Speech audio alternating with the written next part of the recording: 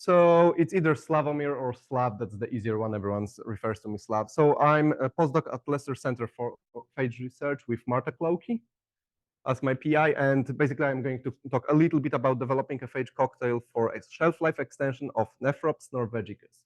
So Nephrops, it's basically a Norway lobster, or if you prefer, langoustine. So typical fishery in the UK, one of the most common and with one of the highest yields, which is 60,000 tons per year, half of them in Scotland. And the other important thing is it's the second most valuable fishery in the UK, just after salmon, which I also worked with, but that's another story. So Nephrops, langoustines, how they look like? These are basically live langoustines. That's the continental export to continental Europe. Other products sold are frozen langoustines. You can get them in the shops around, or scampi, as in breaded langoustine tails. You could taste them yesterday in Cosmo. So what's the problem with langoustines? The biggest problem is very short shelf life, between 3 to 5 days, and it's due to naturally occurring melanosis. Basically, they darken. You can see how it goes. This problem has been already solved chemically. They basically dip them in chemicals, can't remember the name of the chemical, and they stop darkening. But the other problem is malodor. Basically, they start stinking after 5 days, quite a lot. But actually, even although they stink, and there's a degradation of the sensory properties, basically people don't like them and they start stinking a little bit, they're still edible. It's just when you get them as scampi in restaurants, usually it's those 5-day ones. So it's caused by microbial spoilage, and we first need to look actually at what causes the spoilage. So the degradome analysis was done at University of Stirling with a little bit of help from University of Copenhagen with data analysis. So it was done on using bacteriological methods. So basically picking colonies and identifying them using MALDI-TOF, or doing CFU counts, basically seeing what happens over time, and that's the change over the days and increase in CFU counts, or using molecular methods, metagenomics, or 16S amplicon sequencing, like here. Again, showing day 0, 1, 3, and the big change in the degradome between day 3 and day 5. So the most important culprits are Pseudoalteromonas, the one at the top. Then we have Vibrio neissenae, including Alivibrio. Next culprit is Cycrobacter, and finally the biggest bunch, the purple one, is Moritella. That's one of the biggest culprits for the one of the biggest spoilage bacteria. So our question for this project was, could we use phages to influence the degradome and reduce the spoilage of langoustines? So first, we wanted to ask ourselves where to look for phages. So we looked at the juice fraction. So juice is literally, when we pack langoustines in zip bags, it's just the outflow which gathers at the bottom. That's the juice. And muscle samples, which are literally dissected tails, so the stuff we eat.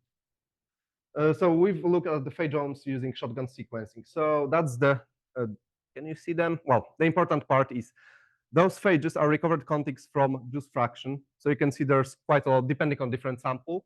And those are the muscle samples showing just small amount of phage contigs being recovered. So what are those phages which we managed to recover? Most of them are marine stuff coming from various vibrophages or similar to vibrophages using Kraken analysis. Other ones were similar to Shevanella phages, again, marine stuff.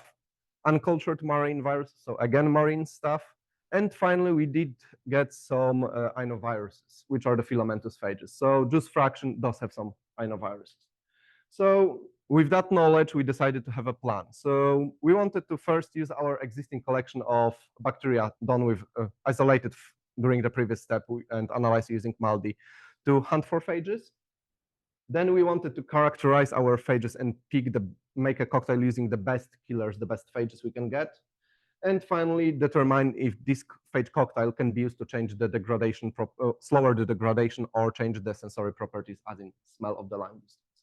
So our targets were, based on the previous slide, Pseudoalteromonas, Cycrobacter. We've added also Photobacterium. We tried to look for Shevanella vibrophages. Unfortunately, we did not look for the most important one, for Moritella phages.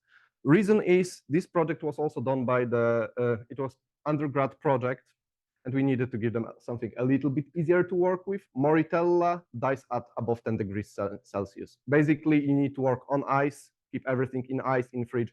It's difficult to work with. Plus, we did not manage to isolate a lot of strains. We were still trying to identify them and isolate them, so it's still ongoing. So isolation of phages, just few photos, because we all like photos of phages. So myovirus-like pseudoalteromonas phage, another myovirus pseudoalteromonas phage. This one is interesting because it actually has a depolymerase which goes through the pseudoalteromonas capsule, on contrary to the previous one. Next phage is another tailed phage. We do have some podoviruses in our collection. There are a few more probably podoviruses. Again, I mentioned inoviruses. We got plenty of those. So our phage isolation methods and more sequencing methods, we use whole genome amplification quite often for our sequencing phages as the first step. We do sequence them quite easily because they are single-stranded, so most sequencing methods don't capture single-stranded phages readily. And finally, we had a lot of talk about non-tailed phages here, like 4 or 5 presentations already, so I have more of those. Non-tailed phages, those are actually corticovirus, so there's only 2 known corticoviruses till now. I have 20 more. So one of them was, again, pseudoalteromonas nigrifaciens phage called PM2. The other ones was pseudoalteromonas phage induced prophage. I can't tell you more about those, unfortunately, because they are totally novel. They are 30% similar to existing corticoviruses on the nucleotide, and then I don't know much about them. But even with this, we tried to look at the volatiles. So the first thing was looking what volatiles do we have in the langoustines.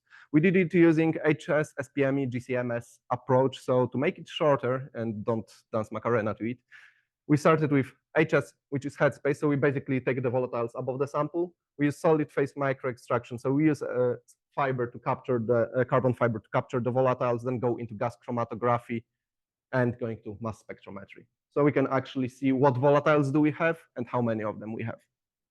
We analyze the langoustine on day 1 and day 10, and that's the most important part. So all the volatiles we managed to get. So there's a lot of them, a lot of unknown hydrocarbons or known hydrocarbons.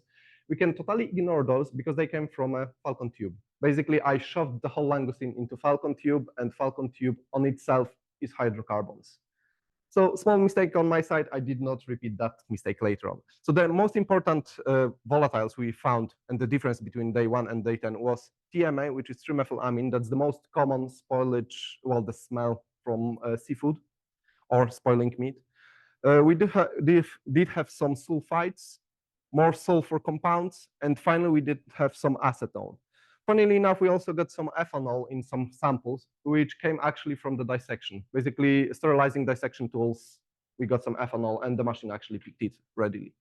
So on to final slide, just to finish it slowly. So armed with that knowledge, basically, we tried to do some trial and see if we can actually change the volatiles using phages.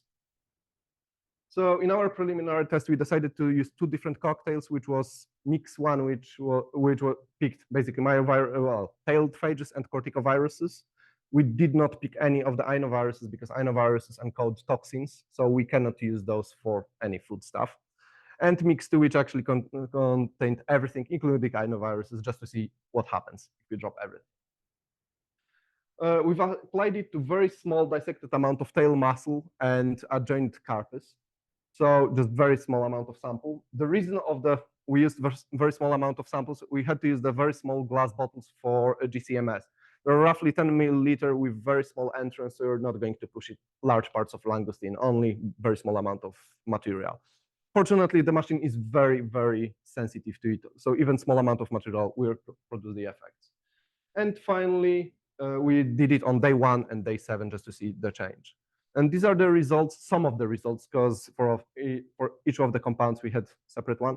So the important thing is we had 2 replicates, lobster 1, lobster 2, and on each lobster, we used 2 different phage mixes. So the important thing is mix 1 versus control. In all the cases, looked quite good, which is promising.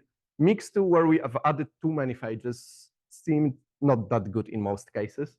But again, those are the best results. In case of some ketones or aldehydes, unfortunately, even mix 1 was worse than control, as in adding phages produced more volatiles than the control. So the results were kind of all over the place, but you can obviously see that problem with this experiment. There were only 2 replicates. So there were large discrepancy between both samples, lobster 1, lobster 2. So we need to do in future more replicates. Also, it depends on the quality of the lobster when you literally get them. Some of them looked like very dark already, so probably spoiled beforehand before it arrived. Another problem, mix one was better than mix two. So classical, less is more. We don't really need that many phages. In some cases, like I mentioned, mix one was worse than controls. And what I think might have been happening, we might have been killing Pseudomonas, leaving more space for other bacteria to grow. So we basically need to diversify it because all of our phages target Pseudomonas. So we need to look at Moritella. And finally, the biggest problem we have here, we actually need to cross-reference the volatiles with our microbes in KEGG database and look for the pathways. So we actually know what we were targeting. Unfortunately, this project was really done in a hurry, as in, I would imagine it's probably 6 months of work, including, well, 9 months if we include the students that getting more phages. But after that, it's 6 months of work from not having anything to running this one. So that's pretty much it, but there's one more thing. So recently, 2 weeks ago, pretty much we ran 10-day long trial with langoustines, doing all the stuff we kind of missed in the first go. So basically, we did more replicates, 12 replicates each day, volatile omics, bacterial counts, 16S amplicon sequencing on each day to see how they change. So we can refer them back to volatile omics, sensory properties, pH, and phage recovery. And analysis of this one are unfortunately still ongoing, and they will take a while. There's a lot of data to go through. So saying that, I would like to thank pretty much all the collaborators on this project, all people who helped with this one, especially Leicester Center for Phage Research people and people who had to actually suffer the smell. I'm sorry. That's it. Thank you.